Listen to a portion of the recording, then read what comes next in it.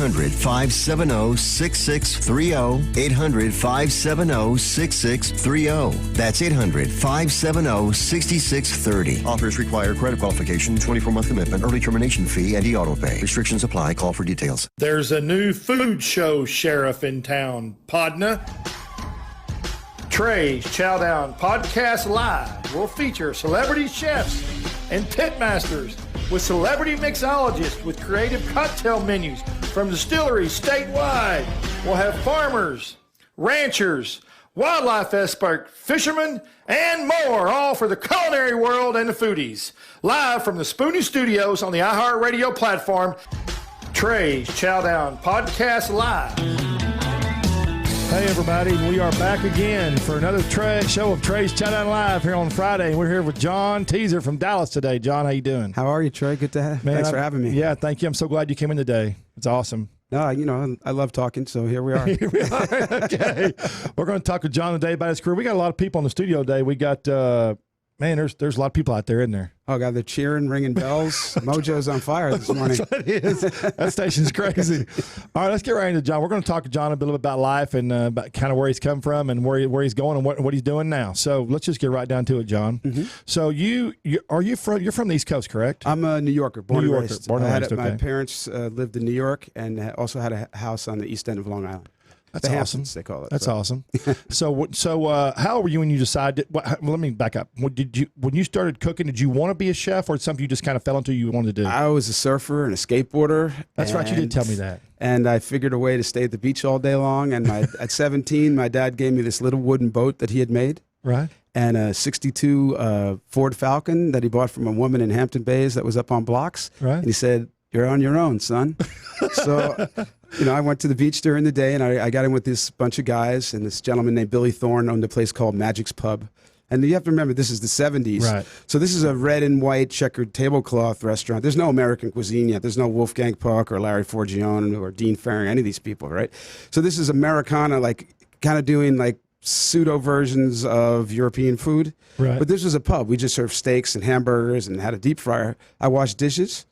But there were girls and beer in the back room and rock and roll. So, it was the cool kids. We all had long hair and ponytails. We were hippie surfers back then. So, and then I just fell in love with the glamour of cooking. This place Magic's was in the Hamptons, and it had an amazing clientele. A lot of writers would come in the afternoon, like George Plimpton, Jimmy Breslin, a lot of artists. So wow. I got to make Bloody Mary mix and tuna fish sandwiches and talk to George Plimpton and Jimmy Breslin about life. It was kind of an awesome thing at 16 years old. That's such a different time back in those times. So, oh my gosh, have times changed, boy? Oh, they have, especially in our business too. Yeah. You don't get that. It's really rare that you get that kind of intimacy with those type of people, or and that's really what ingratiated me about the restaurant business. I was into the social nature of it. I later became a chef, but I really enjoy making people happy or talking to people and learning about them. And you learn about human nature and life by your customers. I met you, I realized passion. It's your passion. That's what you do. It's a weird thing. I don't want to get too deep into psychology, but I'm adopted, so I have this love of life. You struggle sometimes with why your parents may have given you away or something. Yeah. But then when you come full circle on that, you just wow, I'm alive and I have this great life. And, I've been very lucky to have a life that I've made for myself. So that helps a lot. Yeah. I didn't know you were adopted. That's story. It's just, it's part of life, I never met my original parents, but my real name was Thomas Kenyon at one time. Thomas Kenyon? I'm Irish. I just did my DNA. We did a food festival. You did that? In Florida.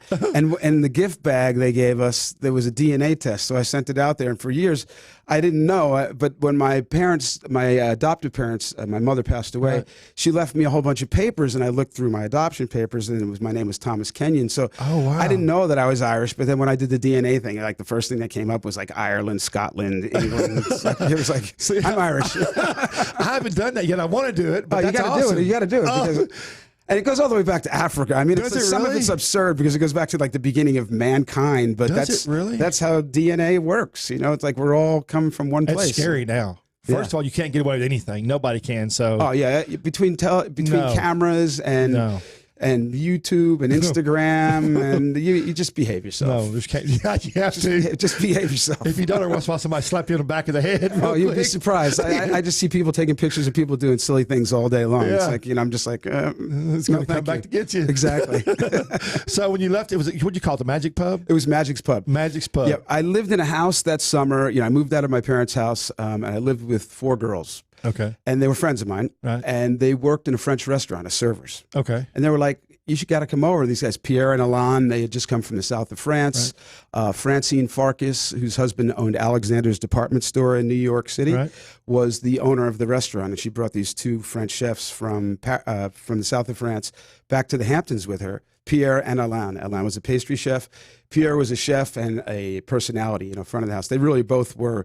They went to hotel school in France. Oh, wow. And it was like my first introduction. So I'm 17 years old, a surfer boy living in the Hamptons. And I went from the local pub, talking to all of these amazing people. And now I'm deep into, aspic, gelée. I'm making croutons to order. We're making Caesar salad tableside. I'm learning how to make Bordelaise sauce. Some of the things that I still keep in my repertoire today, I learned in that restaurant. And then I went to Paris. And I went to cooking school. Right. So that really was the foundation of my career. So it was random that I started as a surfer, washed dishes, grilled hamburgers, then went to a French restaurant, went to Paris, and now I'm making steak and hamburgers again. So I've come full circle. I've come full circle in my life. Well, so back then there was a lot of French cuisine back then. There was in New York City, that was the era. It was the beginning of the era of the grand French restaurant, the Lutesses, the La Grand Oui, Tour de Scaffier. Her father was an IBM attorney, and they lived in Paris. And at one time, I guess they lived there for 8 years. So I was dating her, and her mother told me about this cooking school, La Varenne, which was started by Simone Beck and Anne Willing and Julia Childs. Oh, Julia Childs. Their husbands were all in the OCC, or I guess which was the British version of the CIA during World War II. And they started this cooking school for diplomats' wives in Paris. Wow. And it was, it spun off to be Cordon Bleu, but La Varenne, they went to Cordon Bleu, and they started La Varenne. So I went to the school. There were 6, 7 people in a class. Every morning we would work with 2 French chefs. There was Chef Chambret and Chef Claude, and they would give us out menus, and each of us would cook a dish, and then we'd sit down and eat lunch and drink wine. Occasionally, Julia Childs would drop in and say hello, or whoever it was would pop in and have lunch. And we'd learn a lot from them and talk to them. And then in the afternoon, we'd have demonstrations with 3-star Michelin chefs. Where they would be shaving truffles on things, and stuff I had never seen before. So I'm like a fool who stepped into a lot of luck in life. You know what though? That is a great backstory. I mean, you talk about a great basis to start your career on. That's fine. But when you started too, food wasn't rock star. Now food's a rock star. Chefs are celebrities that make it. It's crazy. Yeah, it was so weird that I was so lucky to fall into the French genre. Because that was kind of like, I used the word classy back then. Right. You know what I mean? If you look back to the 70s, it was that kind of people dressed in, they had Kiana shirts and bell-bottom pants. I was going to say bell-bottoms. They were going to Studio 54 and doing the hustle. You have to remember how long ago this was, So that was kind of like the shine. And then I realized, guys like Alfred Portali were coming back from working with Jacques Maximin in Monte Carlo and Paris and coming to New York and getting jobs and making like lawyer doctor money. Right. So I looked at it from a business angle going like, well, if I go to France, that's like going to graduate school. And in New York at that time, everyone wasn't French trained or, I mean, the world has changed in our business. So, I mean, where we are right now is kind of a crazy place. So I want to talk about that later if you don't mind. To. But, it's kind of unbelievable, but we'll talk going to France really changed my life because it gave me the foundation, introduced me to Europe, and Italy. And they were deep already into Asian food and all of the worldly influences that took a lot longer to hit the American food scene. It still happens. I think that still happens today a lot. I think. Some parts of America are closed still everything closed to accept what is there. And the beauty is there is that beautiful American regional food like the Carolinas or like the barbecue craze. It's like, I mean, we live in Texas. So, I mean, you get barbecue anywhere. I tell people, and this is not in a bad way. Damn gas station. No, but I'm glad that some of these guys, like Mueller and Aaron Franklin and Snow. And other people like Billy Durney in New York and Sam Jones and Rodney Scott. All these people are doing regional barbecue like traditionally are getting their due. You know what I mean? And because there's a lot of work and time and effort that goes into it, and it's different than, I think it's different than restaurant work, but these guys will tell me to go it's a craft. F myself because they're chefs just like I am too. It's a craft. Each one is specific, and it's amazing. It's phenomenal the different flavor profiles you can get out of that. But that's what comes out of that regionality is they're stuck on those things. And it's hard for you. I mean, you can't put an Afghani restaurant in North Carolina. I mean, maybe you could now, but you couldn't have. No, you could 10 years ago. You couldn't. Do that. You just said I just saw where a guy has a huge barbecue place in New York. Is that the guy you're talking about? Yeah, Billy Durney's a good friend of mine. That's a big place. Oh yeah, he's done. I mean, he was in the entertainment business. He was in personal security, and he was a big guy, bodyguard for very famous people. He was big. I saw him. Yeah, he was passion big. for barbecue. Started Hometown Barbecue, I think 5-6 years ago. Yeah. Blown up. Doing some of the best barbecue in the country, and now diversifying. Opened Red Hook Tavern just recently, doing a fried chicken place. I think they're doing a commissary or a bigger place of hometown barbecue. So we live in this time now that it's great that our business is so saturated and so populated, but if you can step out and get people to recognize you, business people are giving you a chance. Like, I'm expanding.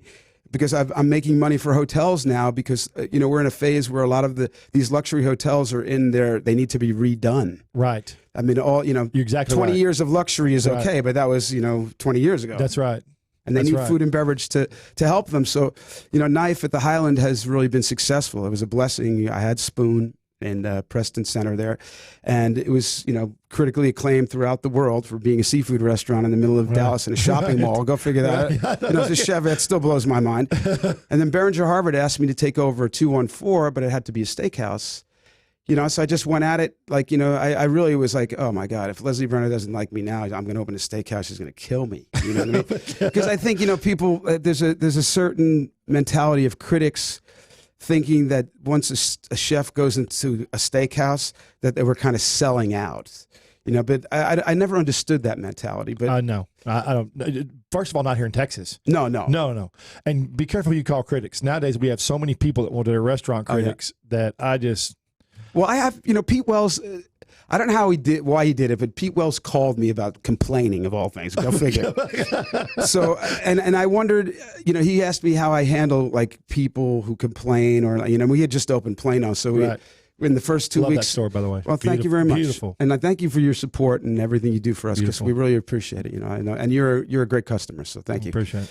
But all of that attention in the beginning, people take advantage of you and they yelp. I mean, I had a lady that she came up to the counter with her daughter. She was a Top Chef fan. She said, "We loved you on Top Chef." She had a napkin tucked into her blouse, and she goes, "Can I take a picture with you and my daughter?" Right? And then they sat down. They were a party of 8. I think one of the steaks wasn't properly cooked. Right. And this is day 3. Literally on the way out the door after we comped the steak, I took the picture. She was so happy. We treated her like gold. On the way out the door, she's writing a 1-star Yelp review. So I had my manager call her. We apologized. We had her come back. We comped them. They spent $900 on the comp. So in the New York Times, you wrote that article, but Pete made the point in that article that those people aren't critics. They're complainers. Right. There you go. But he's the critic because he has the voice. Right. He has the New York Times behind him, and he has the education, and he takes the time to look at the culinary world as a whole, not just write about my experience at Bob's, hamburger stand in Sheboygan. 0 stars. Bob wasn't there. I didn't like the sauce on the burger. I care what people think, and that negativity sometimes can help you solve a problem in your business. If it's warranted, though. Yeah, I think that some people need to step back, and if you've helped them, if you've replaced a steak and you've come, there's nothing else that needs to be done. I mean, nobody's perfect. Yeah. They're not perfect in their lives, and so people have to understand that things happen in restaurants. Front of the house, back of the house. I mean, shit happens. Oh yeah, and it can go sideways in a heartbeat. In a heartbeat. It's like Guns and Yelp. There should be background checks. That's all. That's I like that. I'm not. You can have them. I'm not taking them away from you, but just like we got to know who you are first. I'm not going to be as harsh as Bourdain's comment about you. Did you see that? Did you see that? No, I didn't. Oh my God! When I'll tell you what he said when he was on national. Oh my God! It was I fell out on the floor. I rewinded about 5 times just to watch the expression what he did. It was great. Okay, so you left Paris, came back. Yes, and that changed my career. I became chef of that restaurant. And then, unfortunately, Alain and Pierre, they were a gay couple. Okay. And Pierre had a boyfriend who died of AIDS. This was This was right in that period in the 80s where AIDS was sad. rampant. You know, and so Pierre moved to New York, and I bought the restaurant from him. I went to my dad and I said, "Can I borrow the last?" You know, I dropped out of college. And I went to culinary school. I did too. I don't know. So I asked my dad if I could, you know, instead of like, you know, having the money for the last 2 years of college, can I buy this restaurant? And it was $63,000. And I took a bartender, Jimmy Nelligan, who was worked at Magic's Pub, who was great. I love that name. He was older than me. Yeah, Jimmy Nelligan at Magic's Pub. How much, you know? And he was a real bartender. You know, like now we have mixologists. Right. They wear uniforms, and you know. Yeah. I don't begrudge anybody their thing, but Jimmy was just a straight up. He knew everything about cocktails and spirits, and he would make a drink, and he was a great conversationalist. He was what you would want to go to a bar for, you know, or a pub, like a real pub back then. Because it was neighborhood, you know, and it was like, even if they were famous people or they were wealthy people or talented people, it was still a neighborhood, and people went there to talk to Jimmy. People like to talk to the bartenders. Yeah. I mean, you know, it's just, I think that's a big part of being when one's successful. Yep. You know, being able to communicate. But see, it was the best move for me and the worst move that Jim could ever make. Because we took Jim into fine dining. And it was like right in the turn of the American cuisine where we were all trying to be like French restaurants. Right. And I'll never forget, there were a couple, Mr. and Mrs. Goldberg, who were good customers of mine at Pierre's. And we had just turned over, I changed the restaurant into an American restaurant called Hampton Square, because it was 82. I'm 24 years old at this time, and I'm owning my first restaurant. You know, I think I know what I'm doing. and then Jimmy comes over, but this is the kind of stuff Jimmy would do. Like Mr. Goldberg would just, like, I think one day he was like snapping his fingers on a Friday night, and Jim was 6'4", played basketball for Fordham University. He grabbed Mr. Goldberg's fingers and said, "Mr. Goldberg, I will do anything you like. Just don't ever snap your fingers again at me." So, you know, Jim's temperament was more for the pub rather than the 4-star French restaurant. So, like, I bought him out eventually. I owned the restaurant for another 10 years. That's why, like, there was a point in my career where people said I was like transient. I forget what the word they used, you know, but I had a restaurant from 24 to 35 years old. And you know, 11 years and in the Hamptons, and it was a tremendous success. I made a lot of, I sold it for almost $250,000 from the 63 that I paid for it. You know, so like, but I had no idea what I was doing as a businessman. Right. You know, it was just, it was a great lesson, but so you can see where my life's been like a magic carpet ride. Right. So I go to New York, I go broke. I literally go broke. And I was waiting for a deal. It's a long story. And that's when I met Bourdain. You know, I was living on my friend Bob Ginsberg's floor in the Greenwich Village. And I picked up the New York Times. And I literally, it's when you could pick up the New York Times, classified it. And I found a job. It said, "Formerly Joe's looking for a chef." So I go meet Bigfoot, Andy Menschel from Kitchen for you Bourdain fans, Kitchen Confidential. And Andy is a character. Like everything that Tony says about him in the book is true. He would literally, in a pimpish kind of way for a restaurant business, any new green person that came to New York off the bus, put them to work in that restaurant and abuse them psychologically. Like, you have no idea. Like, you must work and clean and scrub. Like they're like an Eastern European dictator. You know, but it was a good, you know, it was a good work ethic environment to work in. But it was a strange place. So I get the job at the Supper Club after this. We did this I did Formerly Joe's for about 18 months. Oh, okay. It was like a long time. It was like a prison sentence. Yeah, I was going to say, making $700 a week on the comeback. Did you learn a lot? I did learn a lot. You know, and the clientele was crazy. Everything from longshoremen to Wall Street people to like models. So like, you know, it was like, New York at that time was just a different place. And I think people were more friendly back then. You know, there's less inhibitions. I will agree with you that. We blended a lot easier. I think people are afraid of people now. Yep. Or they're judgmental, or I don't know what it is. And also too, because of social media and the internet, a lot of people can't do face-to-face anymore. They don't know how to talk to people. No, they don't. And so it's screwed. We text to each other. Yeah. I even text to my, family in the same house. It's ridiculous. I'm like, put the phone down and come in the room and talk to me. They have a new commercial on TV where they're talking about dinner, and they're all texting. It's for on the couch. Kids texting each other, sitting next to each other. Yeah, and I mean, it's true. It's ridiculous. No one wants to look each other in the eye, because then you can really find out something. But about that's somebody. What screwed it up. Anyway, go ahead. No, Okay, I forgot where you took me. You took me far, far away. Well, you too. Yeah. It's been 18 months there in prison. Yeah, at formerly Joe's kitchen. Yeah. Formerly Joe's, and we go to the supper club, and I put together this band of gypsies. So the supper club was initially owned by Jean de Noyer, who owned La Galou on Madison Avenue, which is a famous French restaurant. Okay. So Wayne Nish, who was a famous chef in New York, he was the chef at the Quilted Giraffe after Barry Wine became the owner. Right. And it was a supper club. They were doing dining and dancing in Times Square. Oh, wow. So it didn't really fly, and it turned into a Friday and Saturday night business. Wayne left to go on to other greatness, and Pat Williams was the chef for about 6 months, and I think she had an implosion on New Year's Eve, and she left, and I luckily got the job.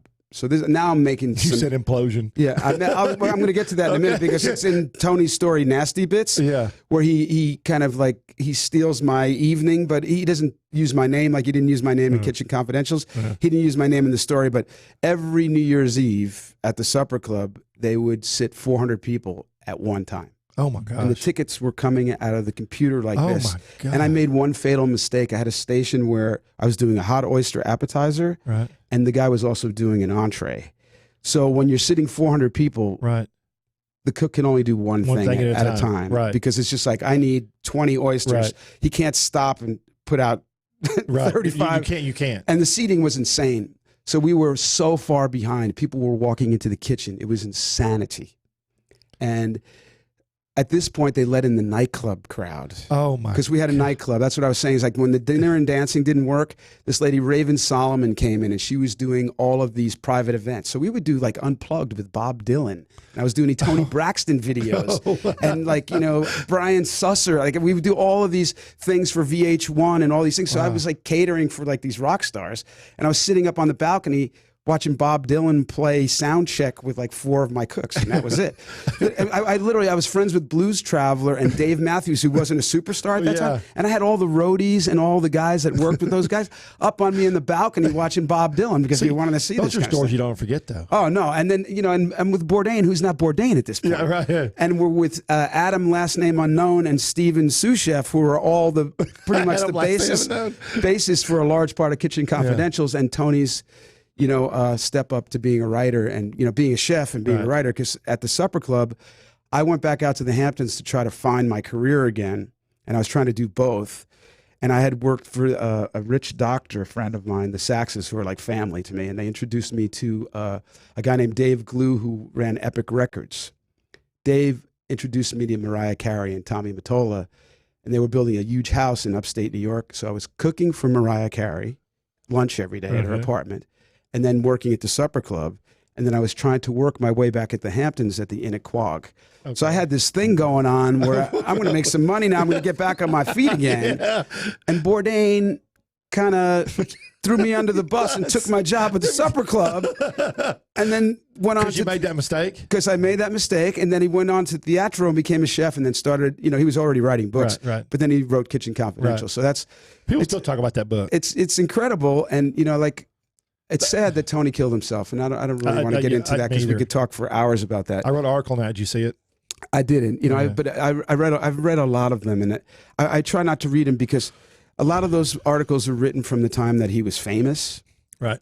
And you know him differently. Yeah, and I was listening to Tracy Morgan on Howard Stern on the way up here this morning. He was talking about stand-up comics. And the point is, like, when you bond with people, you have to bond when you're not famous. Right. It's hard to bond with somebody once they become famous because there's so many other people in the equation. So Tony and I always had that bond. He went on to tremendous celebrity, a worldwide brand. His best friend was Eric Repair. Scott Bryan, who worked for me, I introduced Tony to Scott. Scott introduced Eric Repair to Tony, and the rest is history. So I've always been in that inner circle with those guys because we came from the same city. Right. We kind of came up the same way. Eric's a genius chef, but that's how we all we were just friends. We're going to hold it right there. We're going to go back for a little commercial break because these guys like to pay bills right here. They're capitalists. They want to keep the studios open, I guess. I don't know. It's okay. So we're going to be about 3 minutes, 3 seconds. Look back. See y'all in a minute with John. Bye.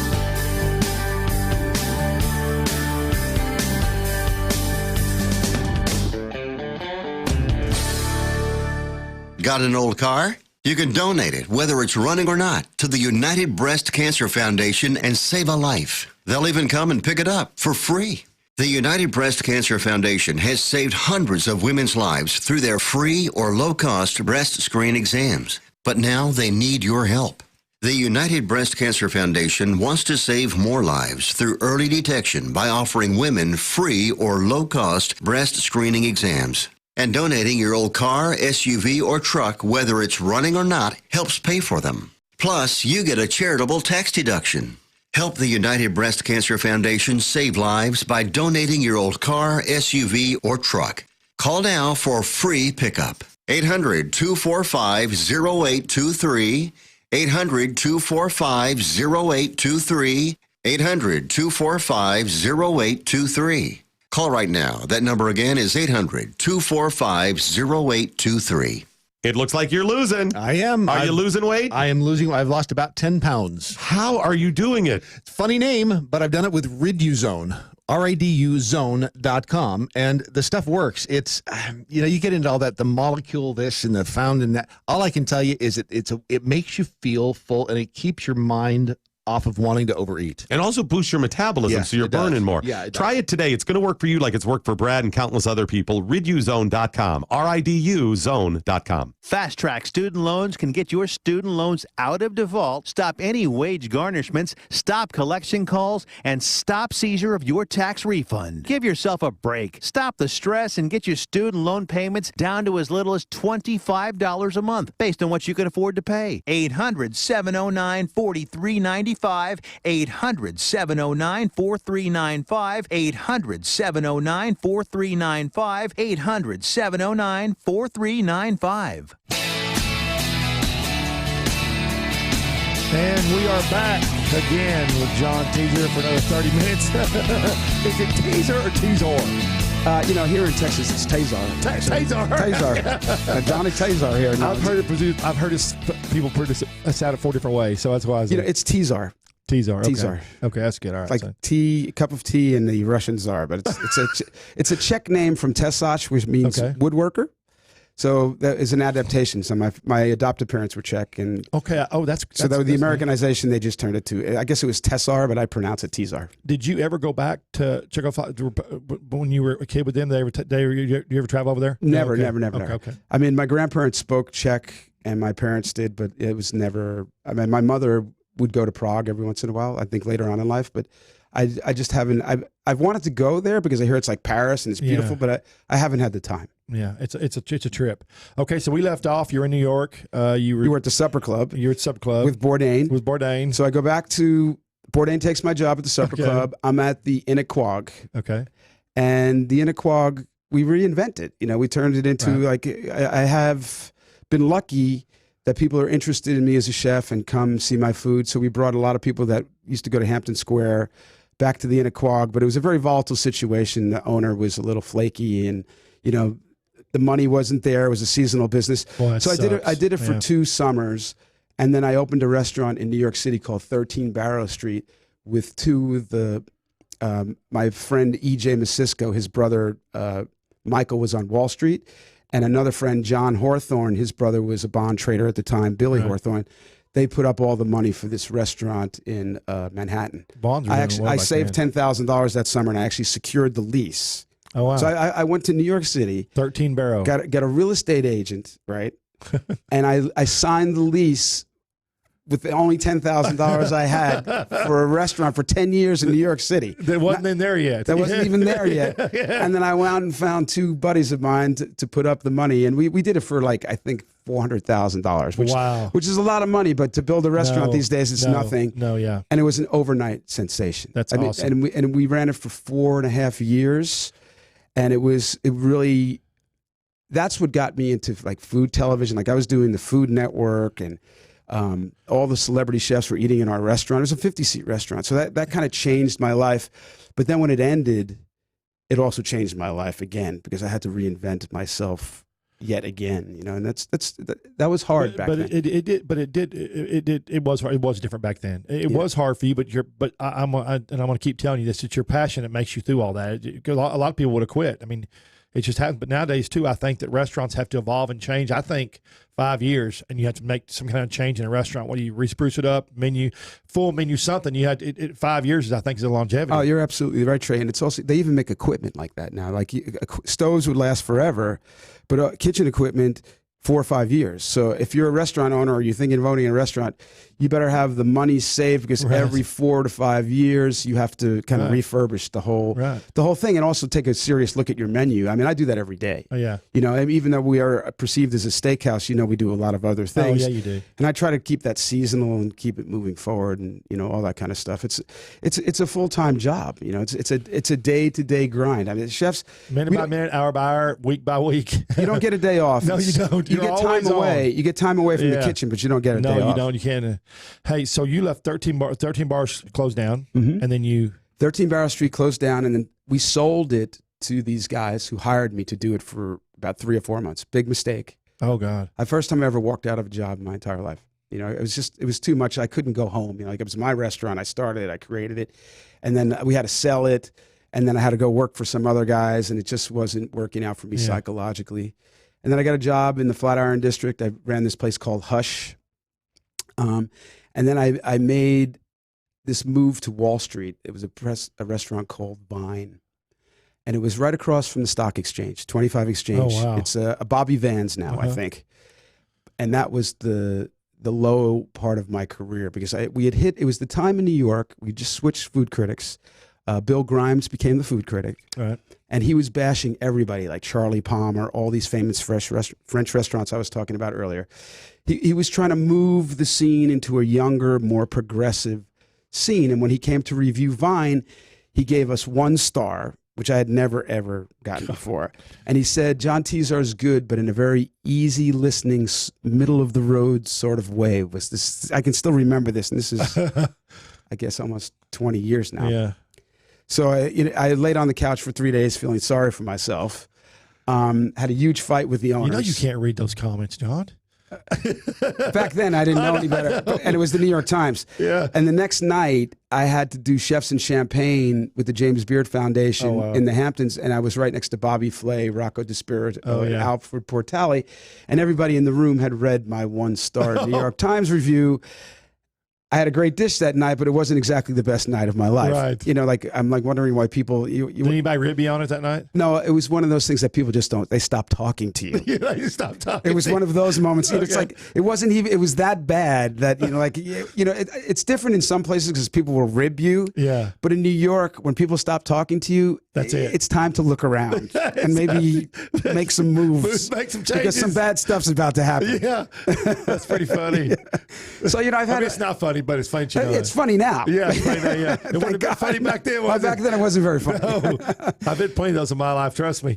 Yeah, but those are their inspirational moments. That's right. Because I had to really dig down deep and go to work. You know, and luckily I went for a long ride on my bicycle, and I went to the West Side. You know, because we had done I was living on Wall Street at the time, and they had gentrified the river, so you could ride your bike all the way up to, you know, the 95th Street or something. So I for some reason, I got off right there at the Intrepid by Times Square, and I rode my bicycle up to 10th Avenue. I was going to put some air in the tires at that Hess station, because everybody that's been to New York, that Hess station's been on 10th Avenue and 44th Street forever. And I saw this place like being built, and it was on the corner of 44 and 10th Avenue. And I'm looking in the window, and a guy comes up to me and goes, "What are you doing?" I said, I'm just looking. I'm curious. He goes, "I'm opening my restaurant." He's really proud. This guy named Scott. He introduced himself. He said, "I'm Scott." I said, "I'm John." He goes, "What do you do?" I said, "I'm a chef." He goes, "Really?" He goes, "Wow." So we start talking, right? He goes, "I've already hired a chef, but I'm not really sure how experienced she is. Would you come over to my boyfriend and my apartment and cook for us? Because we think we might have to make some moves." And this girl was Rebecca, her name, right? So I go to Scott's house, and I just throw some food together. And they're like, "You got to come be the chef of our restaurant." So I'm going like, oh my God, but we're starting in controversy again. Now I'm like pushing Rebecca out of her job. And I said, "Why don't you make us co-chefs, right? Like we can we'll share the responsibilities."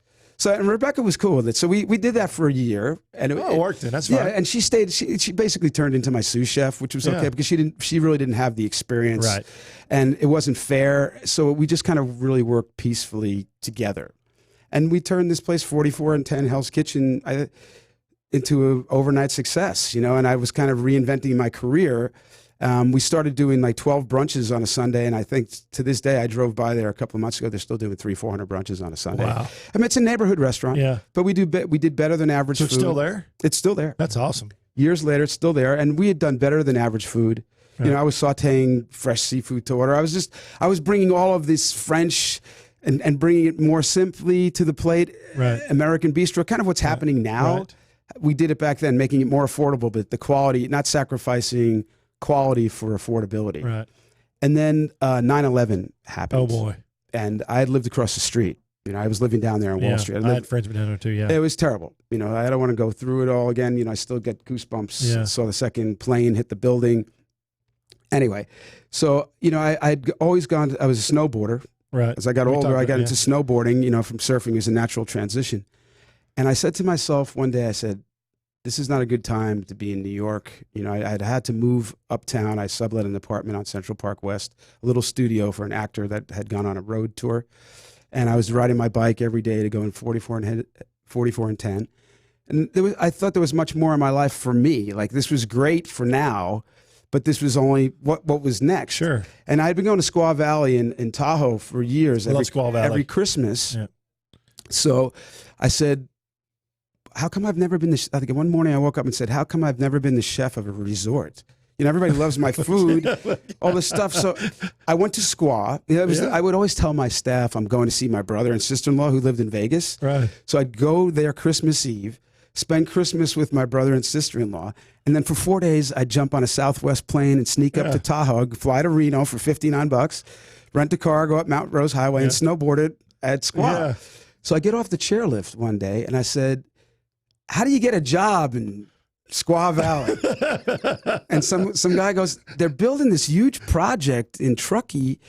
He goes, why don't you call them, right? So I call, and this guy, Clark Wolf, answers the phone. Actually, this lady answers the phone and said, you need to talk to our consultant, Clark Wolf. And I knew Clark from New York. He's a famous consultant. He's been in the restaurant business for years and years and years. He lives in San Francisco now. And he goes, wow. Boom. So there was a connection. I had a foot in the door. So they flew That's me to always San great. Francisco. I went to the Fairmont Hotel, did a cook-off with this other guy, Dale, and I won the cook-off. They gave me the job. It was my first corporate job. Right. They paid for my move. They paid me to move. John was on the dole. I was on. So I buy a Ford pickup truck. Oh, boy. City boy. Yeah. City boy buys a Ford pickup truck. Is that your first pickup? My first pickup. Drove all the way to Tahoe, the long way through the south. I went, I just wanted to see things that I hadn't seen before. Went through New Mexico and then back up into Nevada. And then I worked there for 3 years. It was epic. I did and these are the same people, East West Partners. They did all of Vail. Awesome. So their deal is they come in and they lease the lakefront restaurant. We fixed North Star Village. Much later on, they sell a piece of land to the Ritz, and the Ritz builds a Ritz-Carlton there. And then they lease 3 golf courses, and then they sell the timeshares to Marriott. But then they sell the surrounding homes. So these 5 guys, they come into a community, they borrow $200 million, and they walk out of there making like $2 billion. Yeah. But I got to be the chef of all this for almost 3 years, which gave me credibility in the corporate world. Sure. So from that. But all this time, when you were doing all that, every time you went somewhere else to do something, you gained more experience about the culture in that area, the region of the food, and so everything that you did like that gave you experience of stuff from that area. Yeah, I was able to not live in a bubble, right? And I also had some struggle during the real. Most chefs really make their bones like in their 30s to their 50s. Right. And from my 30s to my late 40s, I wasn't a journeyman, but I was just trying to find where I was going to live and who I was trying to find you. I was really trying to find me and what the perfect fit was. And I still tell people all the time, the life of a chef can change instantaneously. And the restaurant business is so fickle, that you do have to protect your talent and your reputation. And that's hard to do at times when you're moving around. Yes, it is. Because people ask you why you move, and to this day when I look at someone's resume and I look at them, and they can't stay someplace more than 3 months. I'm What's like, wrong with this guy? And I understand young people want to move and learn and stuff like that too, but I need more stability from a cook.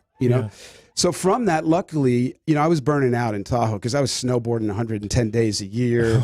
You were literally just tired. Yeah, I'm living in California. Pot's legal. But except it wasn't legal back then.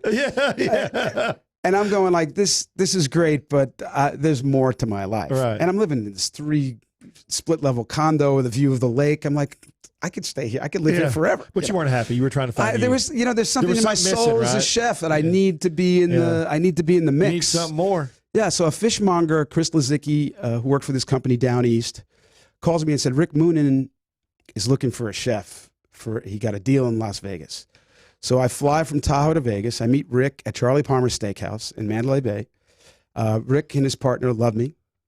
And the only thing Rick says to me, he goes, you got the job. You have to be in New York 4 days from now. So I give my dog to my neighbor in Tahoe. I have the condo in Tahoe. I'm keeping the thing. Rick was going to pay me a decent amount of money. I probably wouldn't keep it forever. Yeah. I looked up a sublet in the Village Voice. It was a woman who rented an apartment on 12th Street, and it was the East Village between 2nd and 3rd. So I hired a guy that I knew.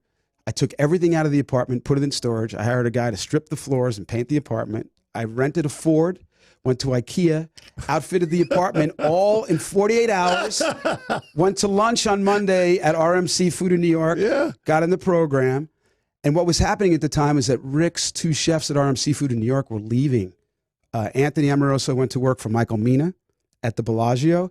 And Matt Accarino, who's now the owner and chef of SBQR in San Francisco, was going to work at Per Se because the Time Warner building was just coming and Thomas Keller was just opening there. Is this when Vegas is starting to make transition into more entertainment, more of the big restaurants? Yeah, this is when Vegas was on its second incarnation. Okay. There was the original, when the Bellagio was built, there were a lot of New York chefs they brought out there. And Grant McPherson ran it, but they had, and Julian Serrano, everything that it's still there now, basically. Yeah.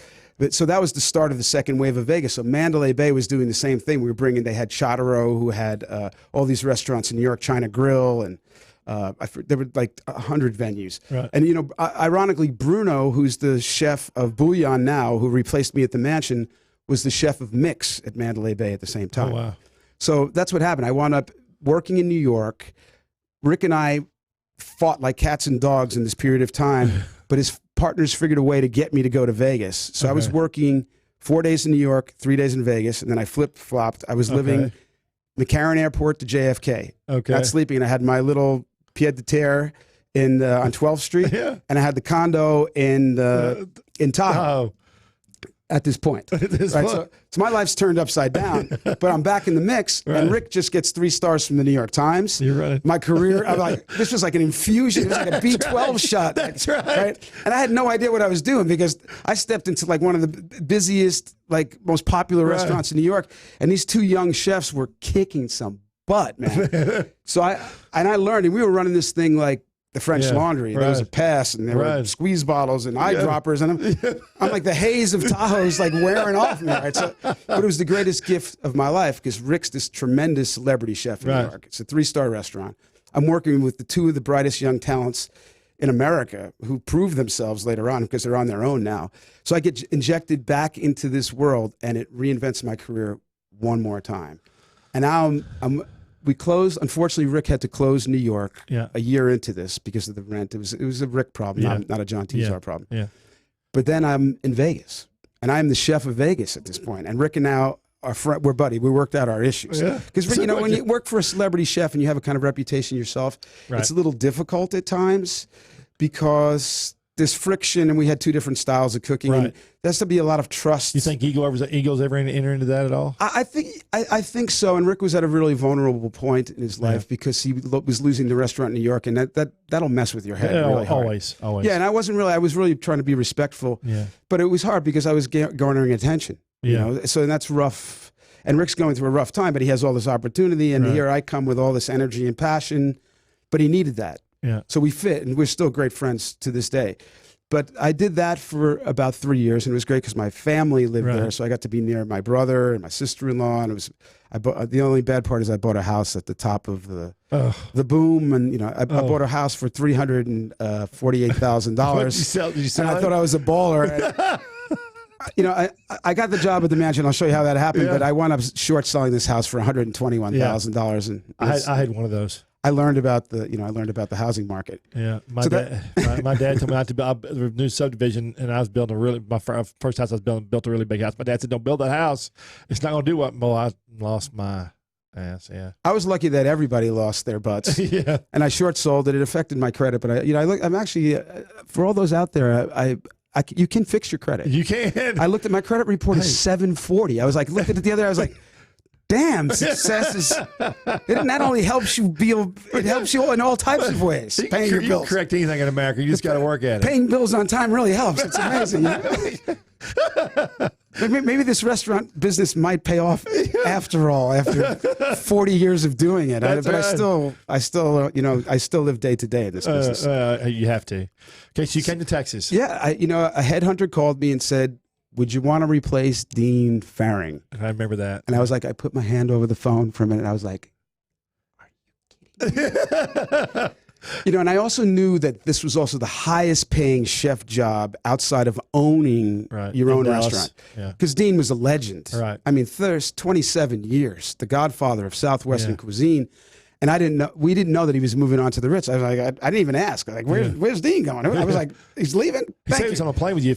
He was here, did my show, and he said he was on a plane with you going to Pebble Beach. Yeah, Okay. we travel a lot together. Yeah. Dean and I really become close friends. We had dinner in Pebble Beach.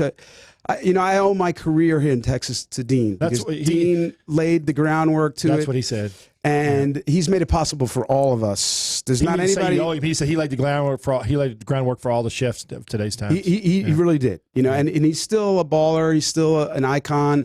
He'll always be an icon. He's a very famous chef, and wherever he goes in the country, he's beloved. You see it. I go to all these festivals too that Dean's been going to for years, and he's admired. So you're replacing Dean Faring. It's this huge salary. You're working for Rosewood. And it's amazing how I get this job because there's a lot of people hunting for this job. They didn't call just John Tezor for this job. And John Tezor got it. Yeah, I did get it. I did, and I'll tell you how I got it. It's bizarre.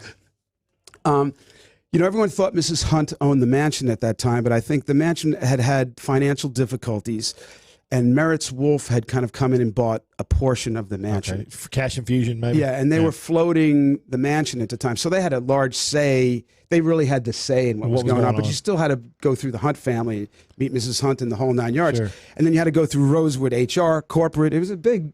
I'd never been through such a deal like that because when I went to work for Rick, even though we were in Mandalay Bay in a hotel, it was before MGM Grand bought the hotel, and Rick had a lease. So Rick was my HR. I had never been in this huge corporate conglomerate kind of thing. So I got passed down the line, but it came down to Bob Ballone, the CEO of Rosewood at the time. He's no longer with us, and so unfortunately he passed away. I go to his house to cook, and his daughter was, I think, 5 or 6, and she's a wild child. Amazing kid. We're still friends to this day. And I got stuck cooking with her all day long. So I cook, and John Scott, who's the head of Rosewood, comes over, and I'm doing dinner for all these people. And Bob's daughter sits on my lap and falls asleep at the table. The next morning, Bob calls me. He goes, "You got the job." So I was like, I became family overnight, because and that was because Dean was family, and that's what they were used to, and it happened naturally. They didn't want some fancy pants chef rolling in there that was going to replace No, but Dean. in a lot of respects, you and Dean have a lot of characteristics that are the same as far as passion and the way you approach people and what you do in the kitchen with your staff and stuff. So you two have a lot of that same perspective on life. And Dean's much more affable than I am. Dean loves to work a room. He's just charming. Yeah, in our show, he makes sure he gets when goes to every table. He works, like a ballerina would just turn around, And I tease him all the time. I said, you could serve burnt toast to somebody, right? And then 2 seconds later, you're at their table and they fall in love with you. He's the most charming guy in the world. He's a great chef too. Yeah. So he laid all that down for me, and the mansion was a great probably the best opportunity until recently in my life, because it reinvented my career. It allowed me to be an individual.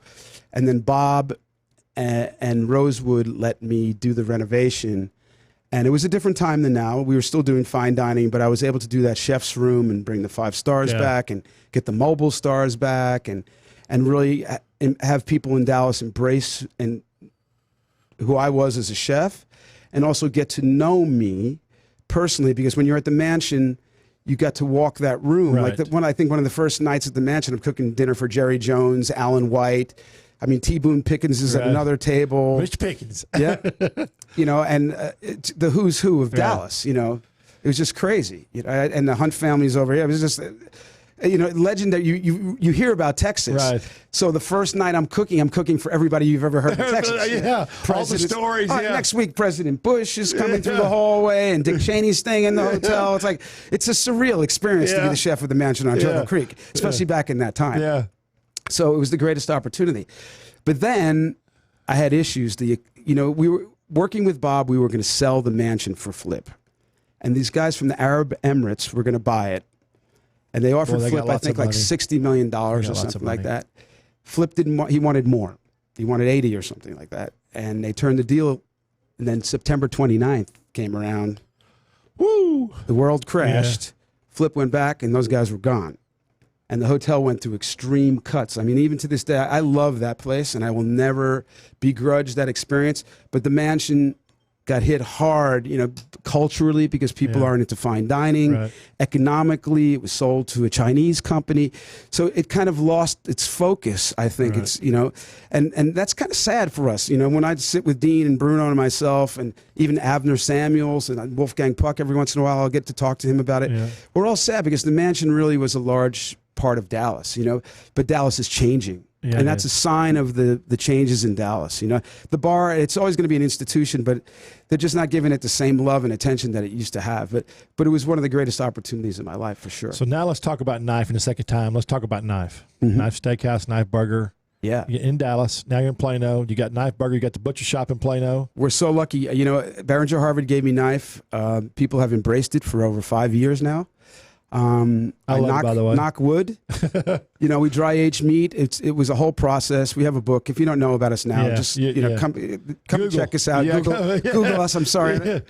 I'm not that guy. And we were lucky. Starwood just gave us a ton of money, and they're our partner. And we opened this butcher shop, Knife Burger, and a Knife out in Plano at the Willow Bend Mall. Please check that out if you're out there up north, because you don't have to drive in the toll road, and we're serving the same. Actually, I think the menu out there is a little larger and a little looser. And because you have brunch out there. Because I'm not in a hotel, and we do have brunch and lunch 7 days a week. Right. So.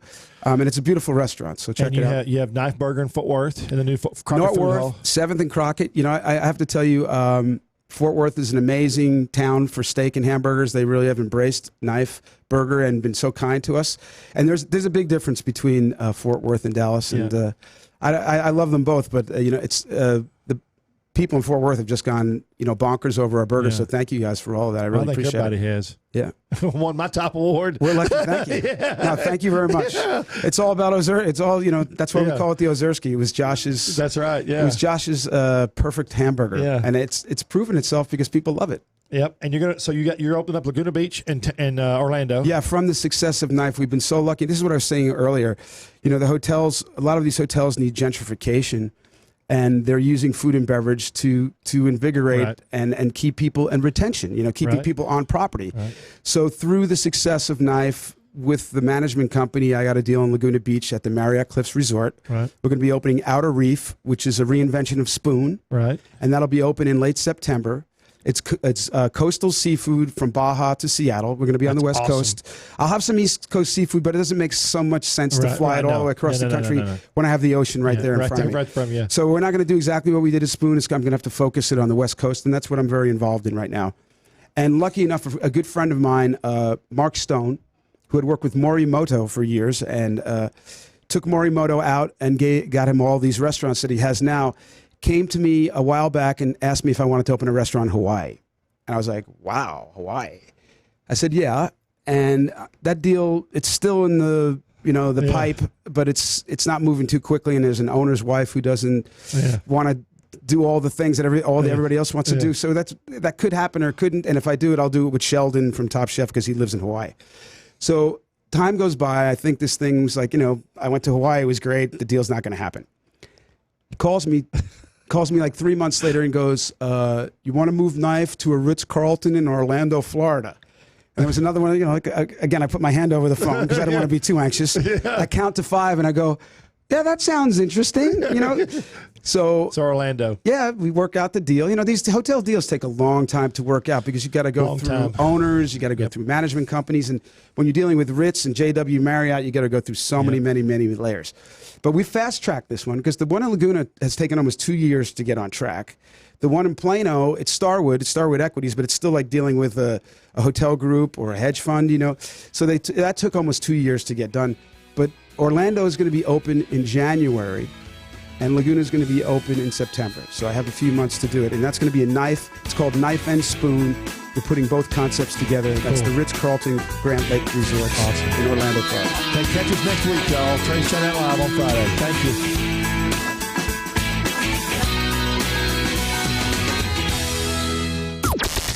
This is the only 24-hour Take Anywhere platform dedicated to food and fun.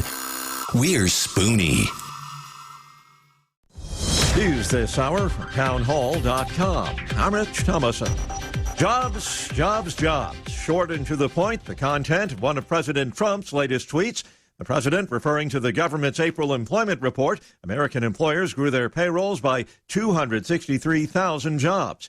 Economist Diane Swonk says we saw strong gains in professional business services. The gains are in everything from admin services to computer programmers and the sophisticated work they do. And that reflects the increased demand for automation, AI, and how companies are now applying those new technologies, which could mean more productivity growth down the road. The unemployment rate has dropped to a 49-year low, 3.6%.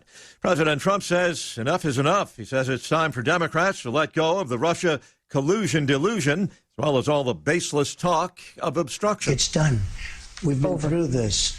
Nobody has ever done what I've done. I've given total transparency. It's never happened before like this. The president on Fox News Night with Shannon Bream. Congressional Republicans echo the president's sentiments. Senator Tom Tillis of North Carolina says he knows Democrats are disappointed. You wanted to prove that he obstructed. I get that. But he says it's time for his Democrat colleagues to admit what's clear to much of the country. The president is not guilty of a crime. The president is not guilty of obstruction of justice. So after what he calls one of the most rigorous investigations in modern history, Tillis says it's time for Democrats to, in his words, drop the theater and get back to work. Bob Agnew reporting. Facebook banning Louis Farrakhan, Alex Jones, and Milo Yiannopoulos, among others, from its main service and from Instagram, saying they violated the company's ban on hate and violence. Stocks are higher on Wall Street. The Dow up 146 points. The S&P ahead 22, the NASDAQ trading 97 points higher. More on these stories at townhall.com. Now you can fly anywhere in the world and pay discount prices on your airline tickets. Book a flight today to London, Paris, Madrid, or anywhere else you want to go and pay a lot less guaranteed. Call the International Travel Department right now at Low Cost Airlines. 800-452-1075. 800-452-1075. That's 800-452-1075.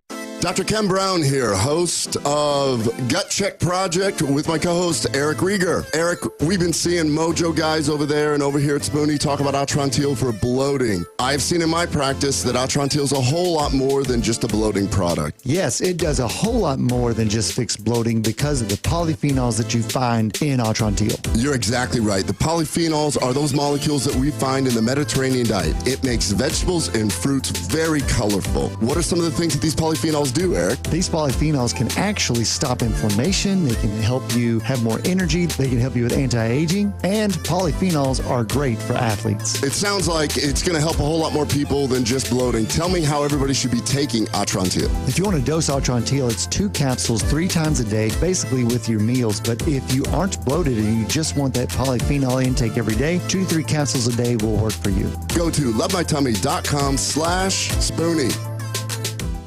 Never Forgotten Apparel is more than just a premium women's and men's clothing line. It's a movement to remind us to wear American-made and serve those who serve us.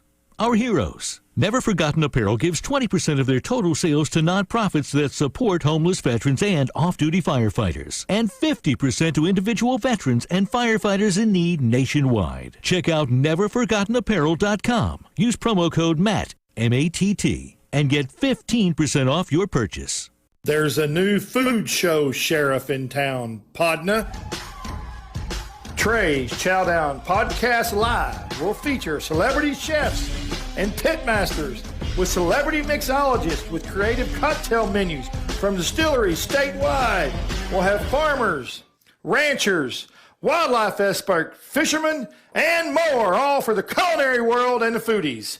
Live from the Spoony Studios on the iHeartRadio platform, Trey's Chowdown Podcast Live. And we are back again for another Friday. And we're have a special edition today. We're going to talk about Kaboo, Texas. And we've got a chef here with us, Chef Brad Elders, right? Alberts. Okay, great. And Brad, you are from Dallas area. Grew up, born and raised, yeah. Born and raised, native okay. Texan, yes, sir. That's awesome, man. You've been chefing now for how long? A long time. My whole life. Whole life. Yeah, out of the womb. Out of the womb. Cracked out of the egg. Cracked out of the egg. Okay, so you were when did you start chefing? I grew up in Dallas. Was in a rock band. Was in a rock band? Nobody would give me a job. That's Had awesome. long hair, tattoos, Yeah. you know, and I got a job in the kitchen. Figured out I liked it. That's how you started. I was good at it, and the rest is history. Yeah. And so you started here, and then you moved around a little bit, right? I did. I did. Grew up in Plano, and Right. back then there wasn't a grocery store in Plano. Yeah, there was. You know, there was Farmland. farmland. Yeah. 2 laners in and out, and had the opportunity to move to the West Coast. Moved to San Francisco. Love San Francisco. I love the food in San Francisco. One of the greatest food towns. A lot of the chefs that passed through here have done stints in San Francisco. On and off, 10 years, a couple different tours. It's hard to get away from. Yeah. The only thing that brought me back was the great state of Texas. You know. Yeah. I went to school out there. Worked with a lot of great chefs, a lot of great restaurants in and around the Bay Area, and really, growing up in Plano, cuisine was pretty simple. Yeah, it was. Right? You know, it's pretty San simple. Francisco, there's a big, huge change from Plano to San Francisco. Yeah. Yeah, sure was. And I was young. I was 18 years old. Hopped in a little Chevy truck and you drove out there. Drove out there with not much to boot. But no, it was really brilliant. Went to the California Culinary Academy, downtown San Francisco. Lived in the Tenderloin, which is a pretty rough part of town because that was all I could afford. Yeah. And I worked with some really brilliant chefs. Alice Waters, Paul Bertoli. The list goes on. But just really trying to find my niche. It was funny. I was just listening to John talk about his career, and he was doing it on the East Coast, and I was doing it on the West Coast. It was pretty funny, but same time frame, and the same periods in cooking, cuisine. It was all about classical French. Nouvelle cuisine was on the uptick. Southwestern cuisine in this region was coming up. So spent a little time out there, going to school, learning my chops as it is. Learning chops. Yeah. So did you go to culinary school? I did. Okay. I did. A California Culinary. Oh, cool. Downtown San Francisco, California. And was that a 2-year? Yeah, it sure was. Wow. And did you enjoy it? My father would tell you that he's not sure I really want to become a chef, or maybe I just wanted to move to San Francisco. Yeah, but the culinary experiences in San Francisco are amazing. You learn a lot out there. So it was truly epic. Had the opportunity to come back to Dallas. came back to the mansion. You know, the mansion's come up a couple times this morning. Yeah, it has. And it's been come up a lot lately. Dean Framer's here. We're talking about the mansion. You know, Dean, he's just such a great guy, and I came back to the mansion right out of culinary school, and tremendous experience. Back then, it was just the heyday. You know, it was the who's who of Dallas, who's who of the universe per se. Right. You know, and once again, I was still wet behind the ears, 19, 20 years old, and just doing it. So at that point in time, I had opportunity to go to Europe, and I think I was still trying to figure life out. Yeah. You know, so that's a good thing. You go to Europe, though, man. That's awesome. You learn a lot. Yeah, sure was. I met with some recruiters, and they said, "What do you want to do?" I said, "Well, I'd like to go to Japan. I'd like to go to Australia, and I might like to go to Europe." They said, "How about Zurich, Switzerland?" I said, "Yeah, why not? That sounds pretty good." And about 3 months later, I got all my paperwork together. I was out. Spent 3 years over there. Worked with a master chef, youngest master chef in Europe at the time. Rainer Stutz was his name. Owned his own hotel, Michelin 4-star. Been in the family 3 generations. He was the 3rd generation owner. Changed my life. You know, there are 2 ways to live. And it's our way, and then of course, you know, maybe their way, right? Right. That was that. Gave me a great opportunity to see life through some different glasses.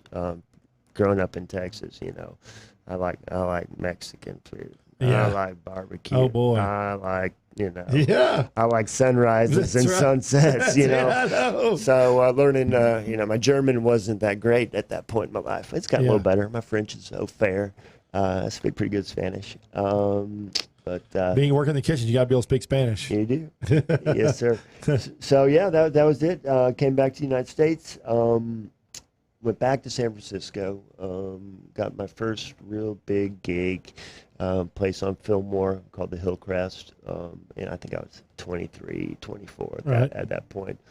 And we had them there again. You know, met a lovely lady. Thought I was gonna get married.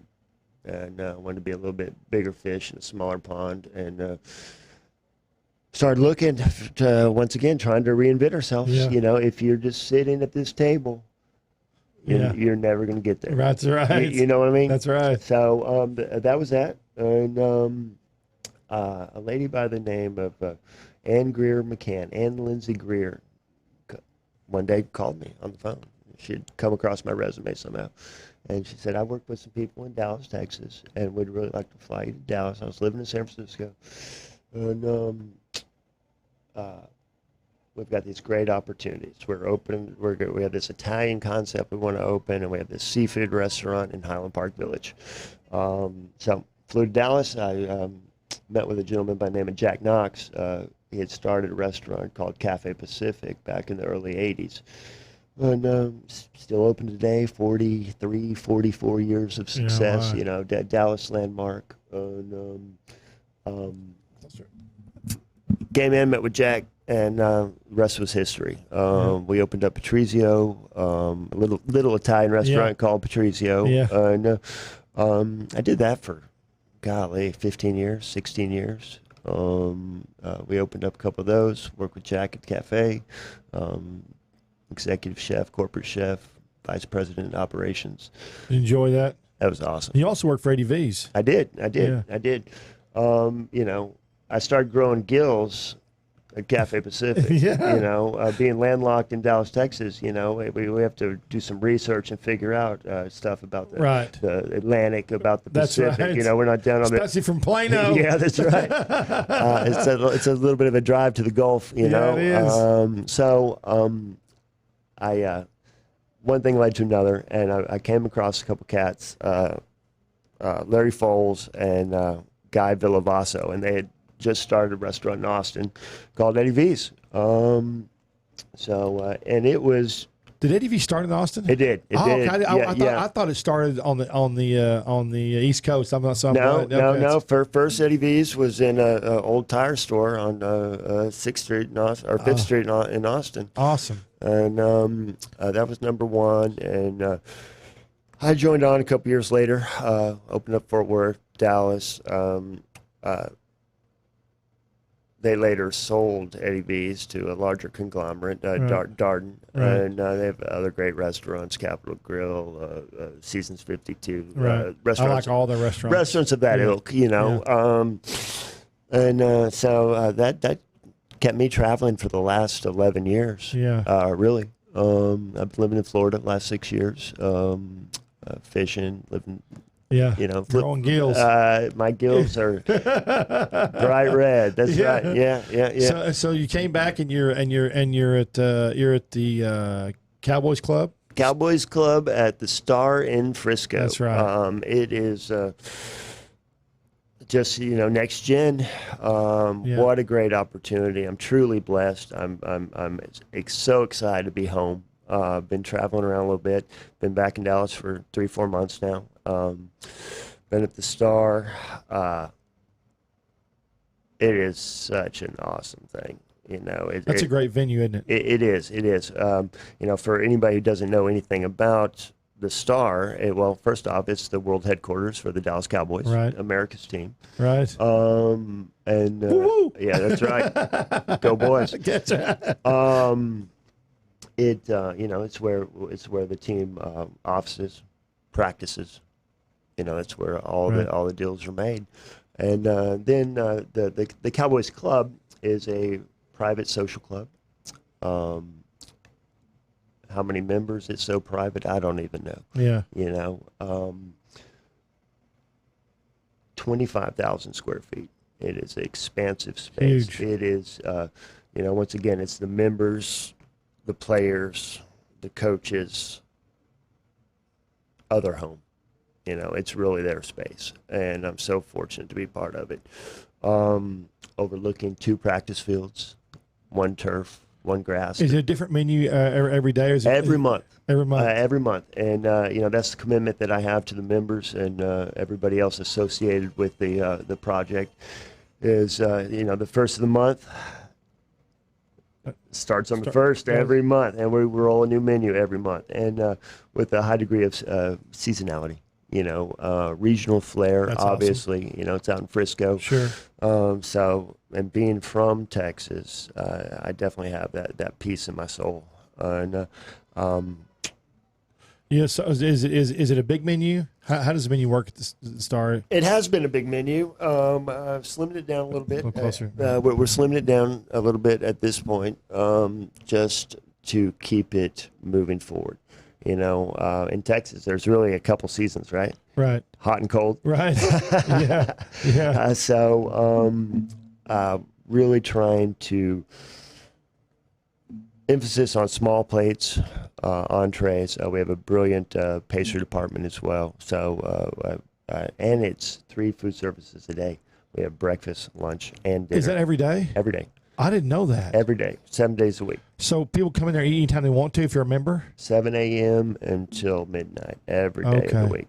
So as a member, a lot of our members office at the Star or are out in that region or are just attracted to the opportunity to be associated either with the organization.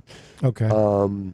We have meeting spaces, world-class meeting spaces. It's such an impressive venue. Charlotte Jones, Jerry's daughter, in correlation with Stacy Bowers, my partner, designed the space. I mean, it's 25,000 square feet. The bar and lounge overlooks the 2 practice fields. Wow. Beautiful. The best sunsets in North Texas, up on the 2nd floor. So do they use that also when they're not playing? I mean, that's what their practice every day? Yeah. Okay. Yeah. So something goes on there every day, I guess.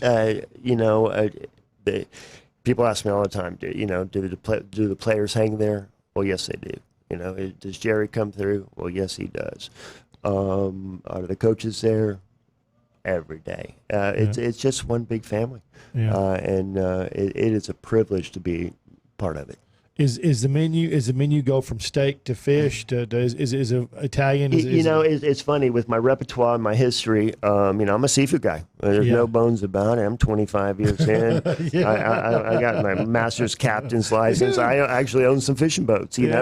But emphasis on quality first and foremost. We've got a prime steak program that would knock anybody's socks off. That area is pretty steak centric. John was just on here talking about knife. We got D. Lincoln's right across the street from us. Great partners. They're right there in the Star Complex. I've not been there yet. Is it good? Have you been? Outstanding. Yeah. You should. Yeah. D. Lincoln's something to do with the old. Something to do with weren't they Del Frisco's before they started that? She was Del's front lady. Yeah. She was at the door on the floor every night. I couldn't tell you how many years, but a long time. So. So you have them there. So we're steak centric. We're seafood every month, and right now we've got a market fish that comes through daily. We fly our fish in from the East Coast, West Coast daily. Really emphasis on seasonal properties. We work with a lot of local farmers. Profound Farms is somebody out of Lucas that we're working with right now. Profound. I see them all. They're all over social media. They are. They seem like to be really good people. He is doing a great job, and they had a picture of their staff. They have a picture of their staff. They look like they were having a good time. Well, anytime you can say, I need this, and they go out to the field and pick it for you, and it's on your table that afternoon. It doesn't get much better than that. You can't get much better than that. No. Is it all vegetables? They're doing primarily herbs and lettuces and some vegetables. And when you say lettuces, oh my God, all of them, and some that we'd have to Google and figure it out. Lettuce has sure grown the last 10 years. The lettuce market, it used to be iceberg, and now there's I don't know how many other kinds of lettuce. They do a really great job. They've also started a consortium of sorts and brought a lot of the local farmers together as Profound being a distribution point, and then they're able to move that around the DFW to all the chefs and restaurants. So we're going to let's talk about Kaboo for a minute. That's why it's Kaboo, right? That's what Kaboo. Kaboo. Yeah. I'd say Kaboo, Texas. So that's going to be let's see, man. There's culinary. There's music. There's stuff's going on there. There's so much going on. It can be a tongue twister to explain. But as I understand it, it will be a multi-sensory media event. Yes. We have music. We have art. We have food. We have libation. And it's 3 days. It's going to be the 10th, 11th, and 12th of May. Next weekend, Mother's Day weekend. That's right. And I mean, golly, Pitbull's going to be there. Sting's going to be there. Dennis Miller's going to be there. A wide array of musical artists. There's going to be art installations. There's a swimming pool too, isn't there? There's going to be a pool. There's a pool there. It is all taking place at Texas Stadium. AT&T Stadium. AT&T Stadium. That's right. I don't know why I still say Texas Stadium. It's AT&T Stadium. Well, that's because you grew up here. Yeah, that's right. Yeah. AT&T, I think they paid $100 million. But we should probably call it AT&T Stadium. We should certainly give it the respect it deserves. That's right. It is a beautiful facility. Yeah, so it's good. All that's going to be there, and they also have a comedy. Comedy. It's divided up into different segments. It's culinary, and comedy, and they've got It dining. is a festival. It's crazy. We've heard of all these other festivals that go on, all over the nation, all over the world. Right. And this is really going to be the first one that's come to North Texas. Yeah. So it's a great opportunity for people to get out and explore different opportunities. Be it, if you're into music, there is a wide genre of things to do. Yeah, there is. The music goes from it's from country to rap to rock. Kid Rock's going to be there. Kid Rock's going to be there. Sting, Pitbull, and many, many others. And they've done these around the country. Now, this is the first time they've been in Texas, but they've done them in Miami, L.A. I think it started off on the West Coast, right? And indeed, this is going to be the first time it's been in Texas. And based on the venue. AT&T Stadium is huge. 100,000 people can attend. Yeah. And it just has all the amenities of a state-of-the-art complex. They're also, the culinary deal is going to be a culinary show. It will be. Is it more? Is it kind of like? Is it? And I've only seen the pictures and I've read about it, but until I actually experienced it one time, I'm gonna be in the dark a little bit. But is it? I'm with you on that. Yeah, we're getting ready to experience it. It'll be a series of chefs from the culinary side. Local chefs and some international chefs will come in and perform, and basically. Kind of like doing this show, we're gonna get up there. We're gonna talk food. We're gonna cook. We're going to experience, and be about an hour-long segment, I believe, for each participant. Right. And it's going to be from sweet to savory, libation involved, indulgence, and hospitality, and that's what we're going to do. They also have a big drink or craft cocktail deal there, don't they? A big drink deal? My goodness, yeah. I mean, they have all kinds of partners. Maker's Mart, boy, I'm a little remiss on all the mixology side. I can't even. But no, there will be a lot of libation going on. Yeah.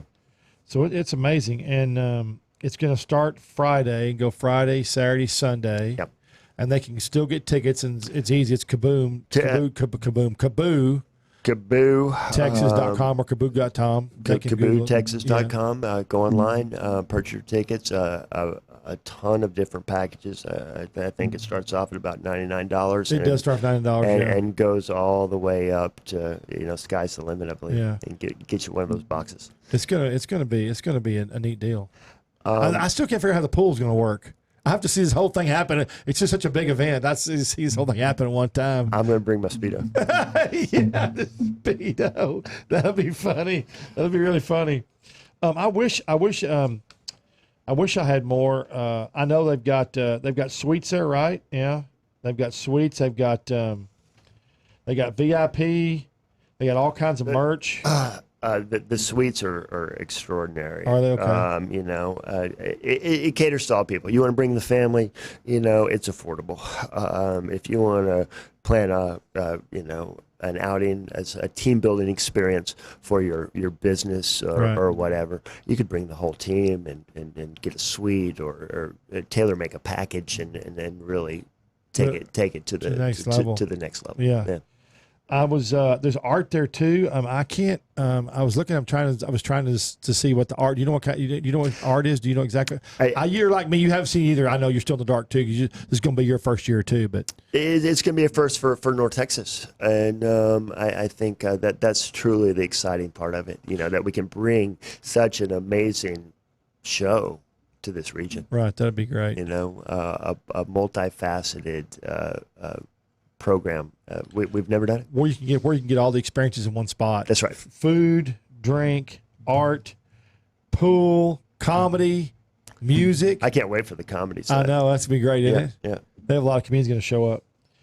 All right. So do you know what kind of food you're going to have there? Have they talked about the food at all? Well, what I'm doing, I can give you a little snippet. Yeah, let's do that. Being Mother's Day weekend, we're going to prepare a feast. And it's be an hour-long segment. We're going to bring a team of people, and we're going to start off mild. We're going to go wild, and everything you want to do for Mama. Everything you want to do for Mama. Everything you ever want to do for your mother. Yeah. On Mother's Day, and we're going to talk about why and how, and that's what we're going to do. That's cool. And who are you paired? Or there's your two chefs per each one? It's just going to be me and my team per show. Per show. And the idea is to I believe there's going to be a panelist series of people there involved, question and answer, Q&A, and then it'll be going live on the TVs and jumbotrons and everything else that social media has to offer these days. So it's going to be pretty exciting. It'll be a live Food Network program. That's my goal is to start off, and we're going to start off here. We're going to talk about small plates, salads,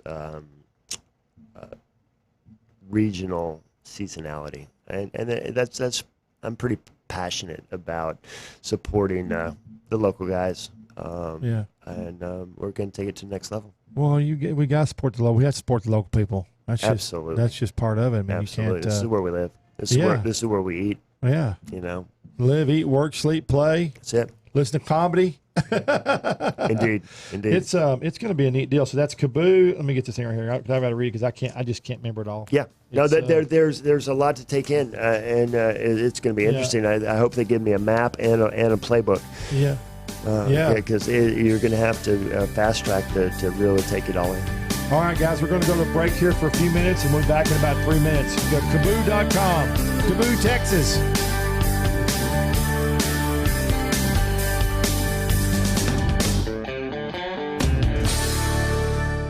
Do you use the expensive blue or yellow pills to charge your sex life? Are you thinking about it?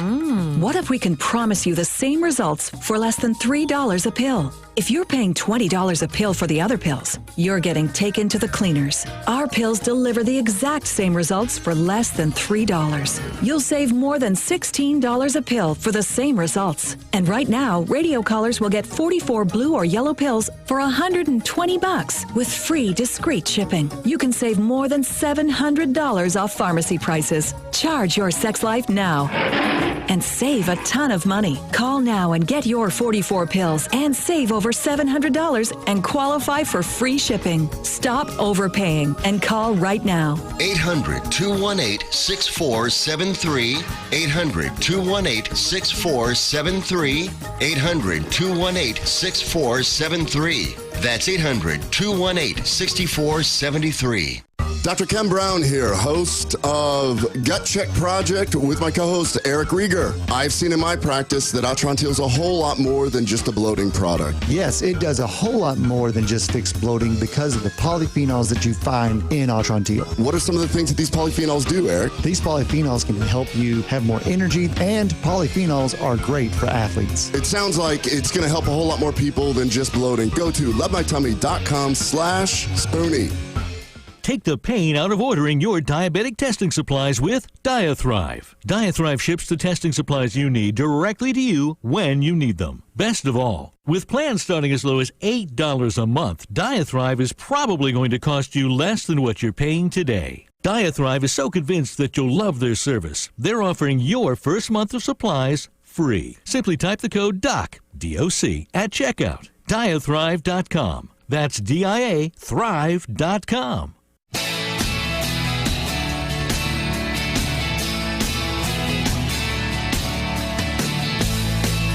And we are back for another 25 to 30 minutes of Trey's Chowdown Live with Chef Brad. We're going to talk a little bit more about what goes on at the Dallas Star and what goes on about life and being a chef.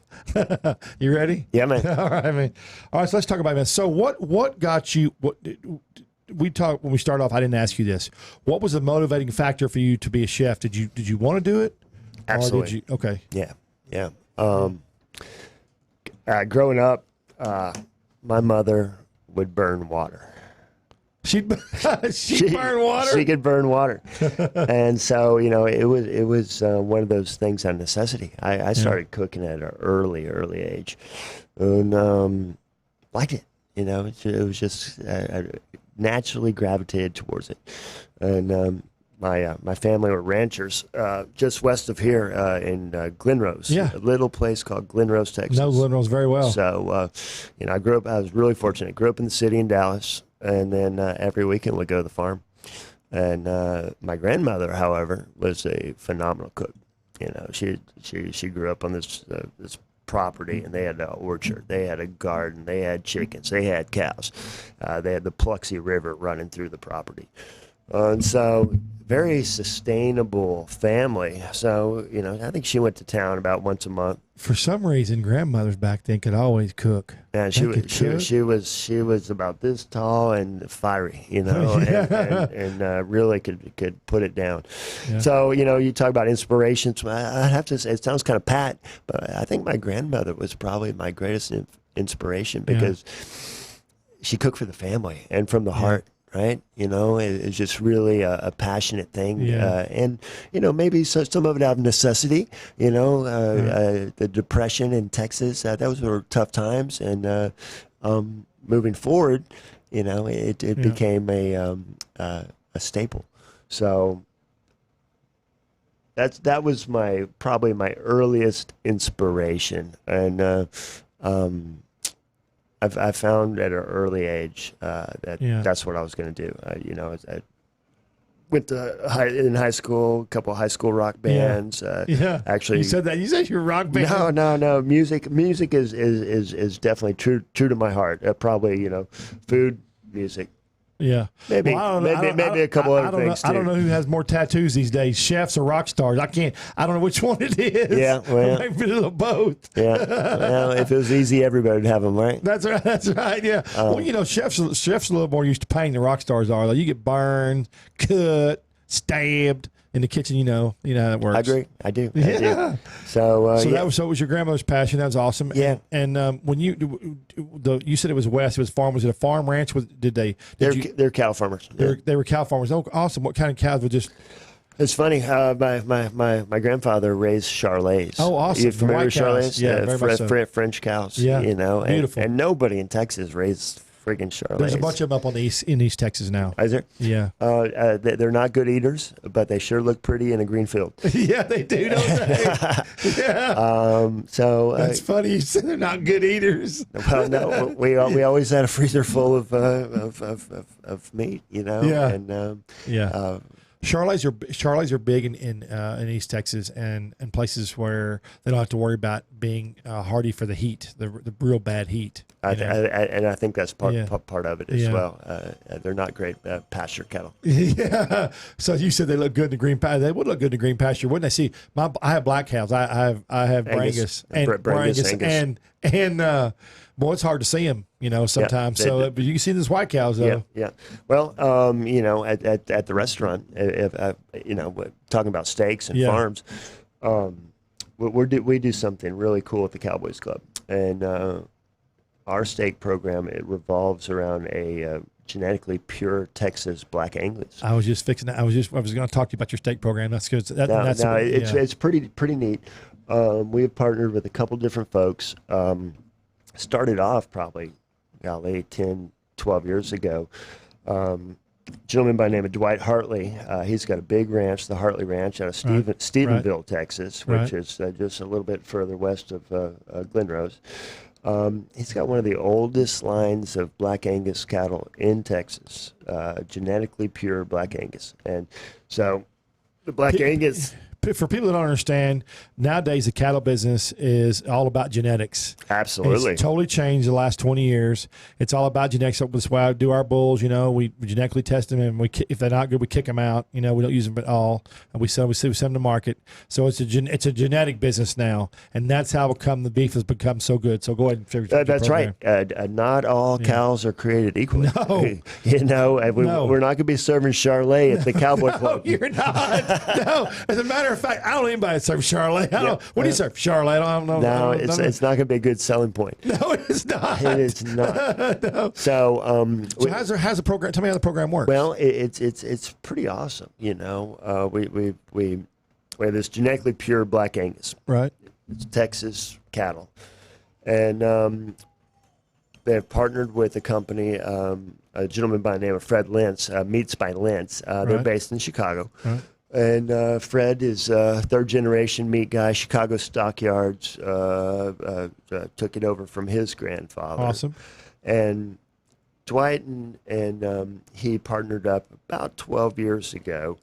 And since then, Fred has bought a series of farms, 2 in Indiana, 1 in Iowa, right up in the grain belt. So what we're doing is we're moving this cattle from Texas up to the grain belt, fatten them up, and then they're going on to slaughter. So once again, a lot of people think all cows are created equal. You go to the grocery store, you buy a steak, and if you don't cook it well, then you just didn't cook it well. Right. That's not necessarily the case. No, it's not the case. You got to start off with the best. So the Angus, it's my belief and our belief that first off, they're a little bit smaller cow Right, they are. They mature Right. probably, about 18 months Right. or so. 18 to 22, 18 to 22 Yeah. months. They're fully matured, but they're a little bit smaller. So they're going to slaughter at about 1,000, 1,200 pounds. So what that does is it gives you a little bit Right. nicer steak, Right. in my opinion. You know, Right. you have a little bit smaller musculature. Consequently, you have a little bit thicker ribeye. You Right. know, we like that cowboy cut Right. ribeye. Yeah, you do. We like that big tomahawk steak. Yeah. You And, know what? Hang on. I think the tomahawk craze going on right now is more for show because most people can't eat that whole thing anyway.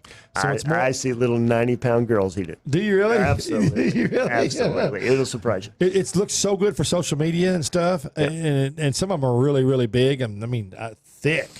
So you know, it's a great share thing too. You and I could get one and slice Yeah. it up, and we could probably tear it up. So what all steaks are on the menu there? Probably our steak would be the bone-in fillet. We serve a 16-ounce bone-in fillet, 8-ounce petite fillet, 22-ounce cowboy ribeye, and then I have a dry-aged tomahawk as well. Cowboy ribeye important? Well, it is to me. It is to you. Yeah. No, it is to me. You know, I like a good bone-in steak. I think it impairs some flavor and definitely looks super sexy on the plate. Yeah, it does, doesn't it?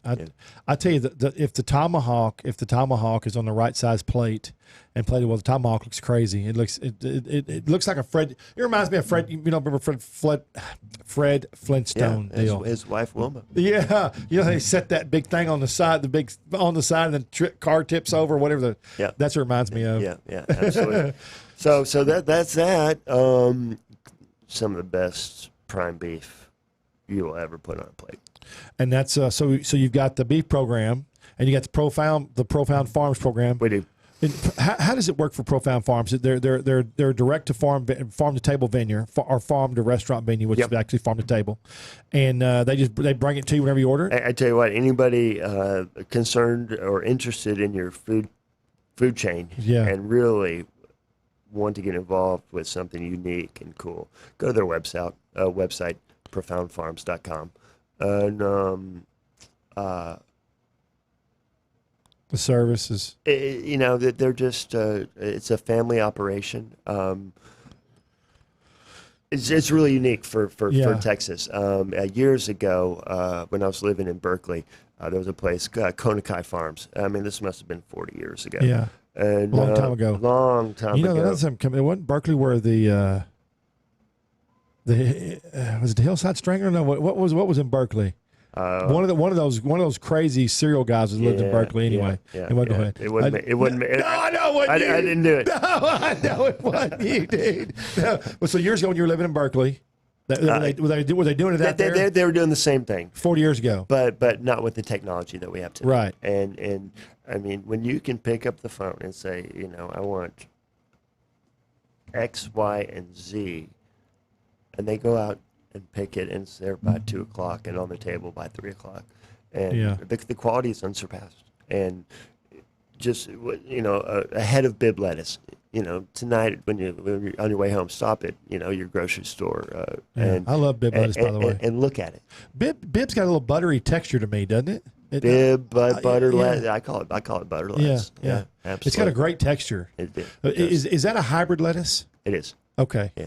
So I'm not going. I'm just curious. We're going down the rabbit hole. Yeah, can we? Yeah. Bib lettuce, iceberg.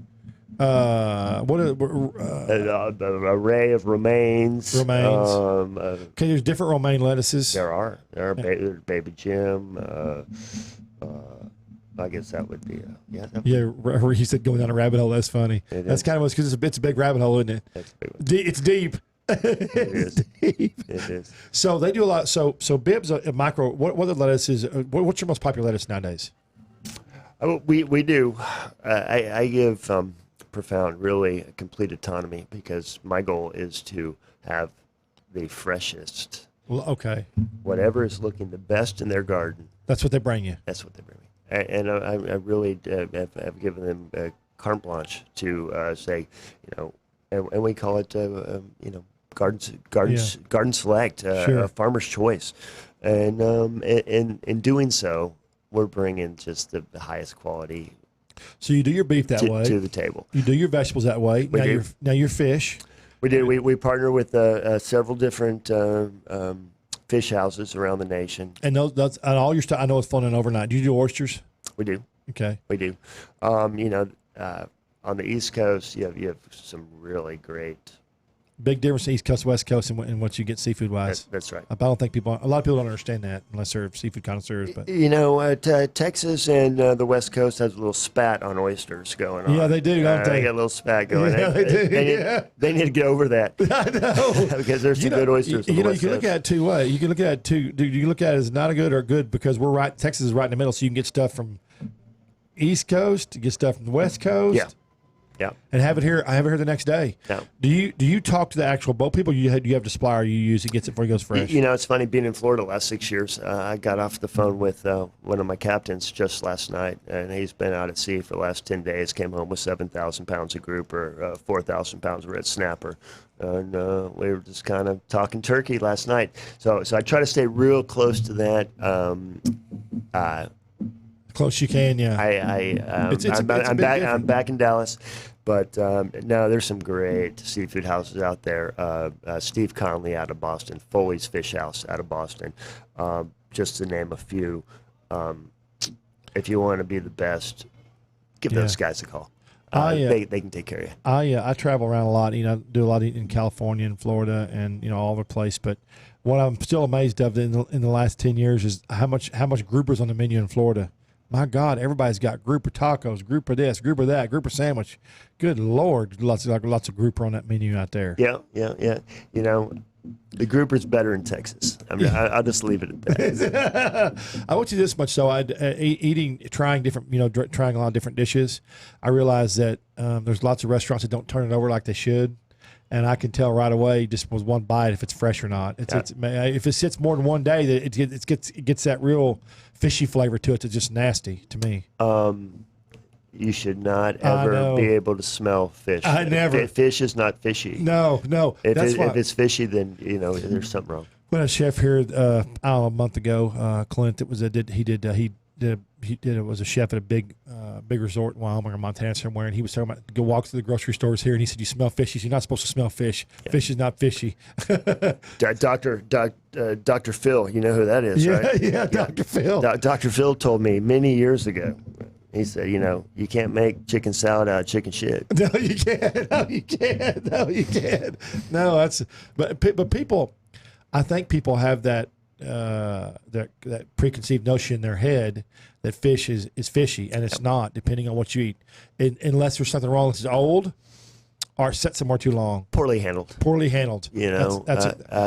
PC way of saying it. Poorly handled. Well, there's a lot of moving parts. If we're in Dallas, Texas, right, and you're bringing in grouper per se from Madeira Beach, Florida, right, those boats go out for a week, 10 days at a time. Right. They're catching, probably 1,000 pounds a day. Yeah. They're carrying ice on the boats. They're processing. They're storing those fish out there at sea in various conditions. Right. Right. And it's all about ice. Right. It's all about love and ice. Storage. And how you're handling that fish.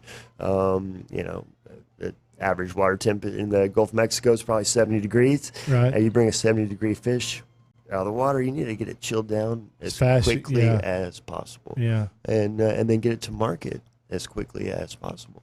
And in doing so, you can really have some world-class fish. Yeah. Yeah. Makes a big difference, doesn't it? It sure does. So let's switch gears here a minute. So what is I know you work a lot, but when you're not working, what is your favorite thing? What is your favorite thing to eat, Brad? What does Brad want to eat when he wants to just get something fast or something? What's his favorite kind of? Am I by myself or am I on a hot date? I know you're by yourself. Okay. I've been back in Texas just a couple months now, and man, I tell you what. Coming over to the studio this morning, I live in Dallas. So I was driving to Fort Worth, and I saw the Fort Worth skyline. I've spent several years in Fort Worth. Yeah, because you opened Eddie V's in Fort Worth, and love Fort Worth, by the way. I live in Dallas, but I don't think there's any reason to have a grudge match going on. No, listen, not in today's times. No, and I tell you, in today's times, it's all people come over to Dallas to eat. People come from Dallas Fort Worth to eat. It's a huge. It hasn't changed 100%, but it's changed about 75%. It is a huge. There's still going to be those people that have problems with Dallas, but it's not that way anymore. It shouldn't be that way because if you want experiences, culinary, food, art, then you go both. You do Dallas because they both have different experiences. Equal. It's just different, but equal. Just a little different, and as it should be. Yeah, and in Fort Worth we have culture. We have the cowboy, the Western culture way of life, That's right. which they don't have in Dallas. And Dallas has got the more artistic side. Sure. So while we have art here, Dallas has got a lot more of it there. And in the culinary world, the culinary scene is phenomenal now. It sure is. Oh my God! San Antonio, Austin. Oh man! Every city's I call it the food triangle. You leave here, you go there, and you bounce back up. Yeah, that's right. So all right, let's get back to what Brad likes. What's his favorite thing to eat if he's by himself? Man, I tell you what, being back in Dallas, if I'm going for barbecue, when I leave here, I'm going to Angelo's. Okay. I'm going to Angelo's. You for lunch? I'm going to pick up some ribs, and I'm taking them onto the club. Yeah. That's what I'm doing. Yeah. If maybe for Mexican, one of my favorite things to do. One of my favorite things to do is go have lunch at the original. On Camp Bowie? Well, that's good too. Yeah. That's good too. But in Dallas, there's a Mexican restaurant that's been there 102, 103 years. Oh, which one is it? That is the original El Phoenix. Yes. Oh, yeah. Right downtown. Yeah. Man, I walk into that place, and the building hadn't changed much either, has it? No. It's just kind of magical like that, and the food, it's just the same. I really enjoy that. Chips are good at El Phoenix too. Always the same, and just you said something very funny. Always, and it has been since I was a boy. 103 years. But they haven't. They're very good at keeping consistent quality. They're very, very good. I mean, I've never had a bad meal. It's just fun and packed, and the energy. Yeah, I think that's what it is. You go in there for lunch, and I've been doing it my whole life, so maybe that's why I just love it. Did you miss Mexican food when you were in Florida? And I go down there quite a bit, and they have it, but it's not the same. It's just not the same. You can find some decent barbecue, but no, the Mexican is sorry. Yeah, I don't have any Florida listeners out there. I'll just lay it out there. It's pretty sorry. Yeah. It's funny. I've tried, man. I couldn't. I've tried now for 5 years to find 10 years to find some good barbecue. It's just okay. You can find some in Georgia. It's different though. It's a different type of barbecue. Just different. Different. It's not Texas barbecue, and it's all all different flavor profiles, but I just still cannot find down in that part of Florida. I cannot find some great barbecue or some good. Even I haven't even found really good Mexican food. It's just why? I don't get it. I think it's a little transient.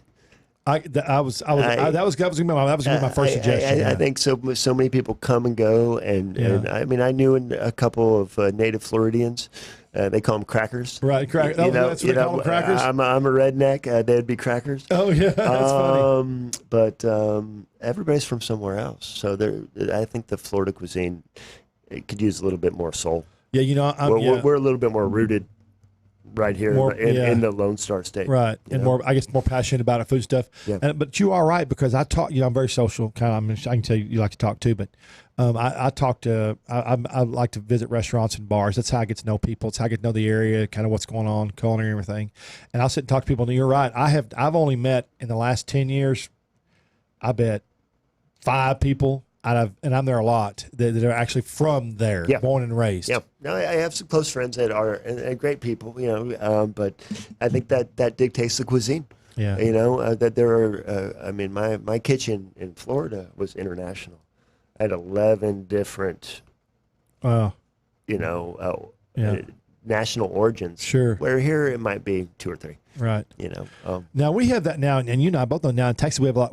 They're not transient; they're just people that are moving here they're making this their home now. East Coast, West Coast. Yeah, they're making it home now forever. They want to live here for known reasons. We were the number one last year, as far as I think they said 460,000 people came into the Metroplex. 460,000. It's amazing. That's a lot. I work in Frisco.